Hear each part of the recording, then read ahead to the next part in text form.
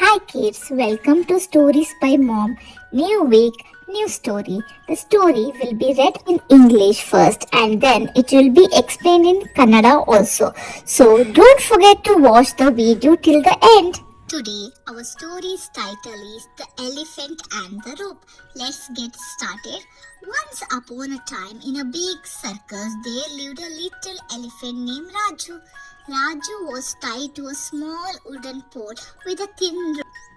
He tried very hard to break free, but he was too young and weak. After trying again and again, Raju became tired. I can't break this rope, he thought sadly. Days passed and Raju grew bigger and stronger. Soon he became a huge elephant. But now Raju never tried to break the rope. He believed it was impossible.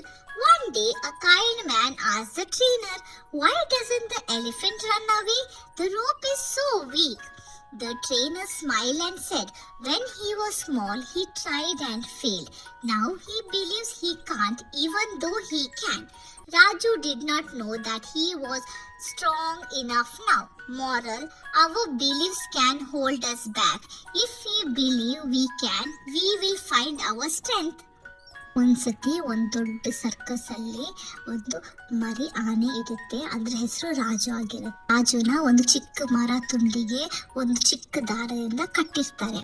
Raju ಏನ್ ಮಾಡ್ತಾನೆ, ಆ ದಾರನ ಬಿಚ್ಚಕ್ಕೆ ಪ್ರಯತ್ನ ಮಾಡ್ತಾನೆ. ಆದರೆ ಅವನು ತುಂಬ ಚಿಕ್ಕವನಾಗಿರ್ತಾನೆ ಮತ್ತು ದುರ್ಬಲ ಆಗಿರ್ತಾನೆ.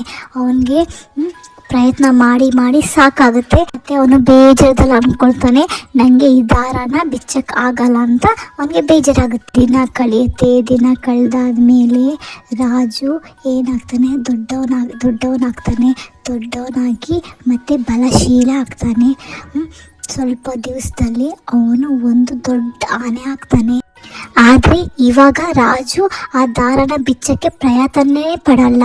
ಯಾಕಂದರೆ ಅವನು ಚಿಕ್ಕಿರುವಾಗ ಪ್ರಯತ್ನ ಪಟ್ಟು ಅವನಿಗೆ ಆಗಿಲ್ಲ ಅಂತ ಅಂದ್ಕೊಂಡು ಇವಾಗಲೂ ಆಗಲ್ಲ ಅಂತ ಅವನು ಅದೇ ಅಂದ್ಕೊಂಡಿರ್ತಾನೆ. ಇವಾಗ ಪ್ರಯತ್ನ ಪಡೋಕ್ಕೆ ಹೋಗ್ತಾ ಇರಲಿಲ್ಲ. ಒಂದಿನ ಒಬ್ಬರು ಅಂಕಲ್ ಇರ್ತಾರೆ. ಅವ್ರ ಅಂಕಲ್ ಬಂದುಬಿಟ್ಟು ರಾಜುದು ಟ್ರೈನರ್ ಮಾಸ್ಟರ್ ಹತ್ರ ಕೇಳ್ತಾರೆ, ನಿಮ್ಮ ಆನೆ ಯಾಕೆ ಓಡ್ ಹೋಗಲ್ಲ? ಈ ದಾರ ಎಷ್ಟು ದುರ್ಬಲವಾಗಿದೆ ಅಂತ ಕೇಳ್ತಾರೆ. ಆವಾಗ ಆ ಮಾಸ್ಟರ್ ಏನು ಮಾಡ್ತಾರೆ, ನಗ್ಬಿಟ್ಟು ಹೇಳ್ತಾರೆ, ಅವನು ಚಿಕ್ಕವನಿದ್ದಾಗ ತುಂಬ ಪ್ರಯತ್ನ ಪಡ್ತಿದ್ದ, ಆದರೆ ಅವನಿಗೆ ಅದನ್ನು ಆಗ್ತಾ ಇರಲಿಲ್ಲ. ಅವನು ಸಫಲ ಆಗ್ತಿರ್ಲಿಲ್ಲ. ಇವಾಗಲೂ ಅವನು ಅದನ್ನೇ ಅನ್ಕೊಂಡಿದ್ದಾನೆ, ಅವನಿಗೆ ಪ್ರಯತ್ನ ಪಟ್ಟರೆ ಆಗಲ್ಲ ಅಂತ. ಆದರೆ ಅವನಿಗೆ ಇವಾಗ ಆಗುತ್ತೆ, ಆದರೆ ಅವನಿಗೆ ಅದು ಗೊತ್ತಿಲ್ಲ ಅಂತಾನೆ. ರಾಜುಗೆ ಇವಾಗ ಗೊತ್ತಿಲ್ಲ ಅವನು ಎಷ್ಟು ಶಕ್ತಿಶಾಲಿ ಆಗಿದ್ದಾನೆ, ಅವನಿಗೆ ಎಷ್ಟು ಶಕ್ತಿ ಇದೆ ಅಂತ ಇವಾಗಲೂ ಅವನಿಗೆ ಅಷ್ಟು ಗೊತ್ತಿಲ್ಲ ಅಂತ ಹೇಳ್ತಾರೆ. ಮಾರಲ್ ಏನಂತೀರ? ನಮ್ಮದು ಯೋಚನೆ ನಮ್ಮನ್ನು ಹಿಡ್ಕೊಳ್ಳುತ್ತೆ ಅಂತ ಹೇಳ್ತಿದ್ದಾರೆ. ನಮಗೆ ಈಗ ಆಗುತ್ತೆ ಅಂತ ಅಂದ್ಕೊಂಡ್ರೆ ಅದರಲ್ಲೇ ನಮಗೆ ಶಕ್ತಿ ಸಿಕ್ಬಿಟ್ಟು ನಾವು ಅದನ್ನು ಮಾಡ್ತೀವಿ. Thank you for watching. Please subscribe the channel.